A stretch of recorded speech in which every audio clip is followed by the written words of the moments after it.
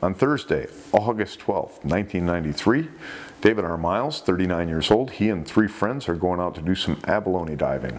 The men are going right off of Westport Union Landing State Beach, which is near Fort Bragg in California.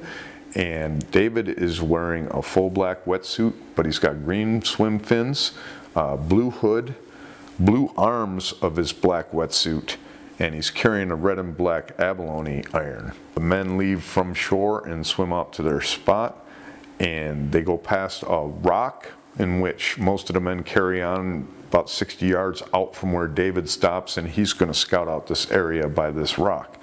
David dives down and he's looking around for fish or anything, and he doesn't see anything and catches his eye or any abalone, even spots that look like he can get abalone. So he starts going back to the surface, but what he does is he's enjoying the view, so he's looking around instead of like he normally does, looking at where he's going. He's paying attention to things around him, and suddenly he is hit. He's kind of bumped in the back, so it sounds like the shark came up from behind him and went up to the surface and then turned down on him, and he swam right up into the shark's mouth. As it went to the surface and turned down, he swam up right into the shark's mouth without looking. And now it sounds like his head is sideways in the shark's mouth, because David could see through the opening of the light through the teeth of the shark. He knew he was in a shark's mouth.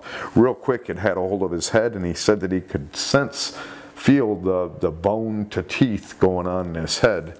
Now the shark quickly releases and must have moved forward or taken David in further, as David's head is not the only thing in the shark's mouth. His body moves forward, and now the shark has him in its mouth fully to just past his shoulder blades, where the shark bites down again.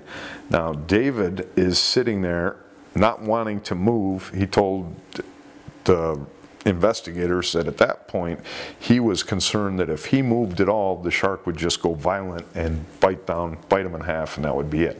So he stayed calm and made sure he didn't move at this point, and the shark quickly opened its mouth, and David was able to push himself out, and he swam to rocks that were about 30 yards away. So there's some rocks 30 yards away. He swims over there quickly and climbs up on these rocks. Now the shark that's said to be just a monster shark, probably about 20 feet, disappears. His friends don't see it, but his friends shortly after that, they come over, must have heard the commotion in the water, and they make their way over to the rocks. Now David, he got down onto the beach. There's about a 4 or 5 meter drop down that they have to take a rope ladder to get down to the beach, to get out into the water, and that's the only way in or out of the water.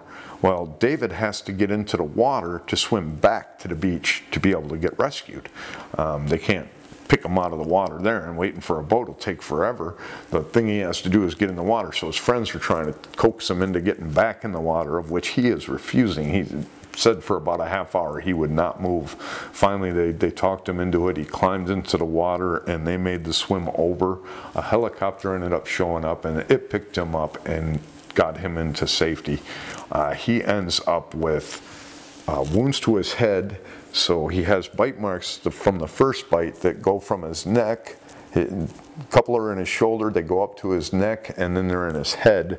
It was said about a dozen teeth marks in his head, in the 2 sides of his head.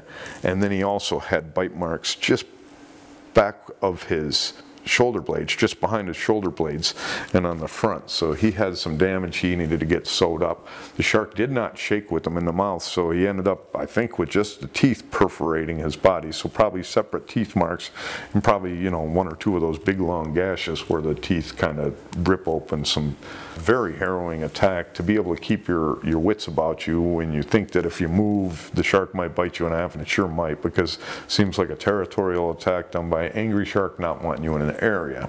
Where he was attacked, there's a haul out for sea lions, and there was about 20 sea lions reportedly on the rocks that had already left the water. So David's friends get him in. He survives the attack, a bite to the head and then a bite to the back as he's fully in the shark's mouth.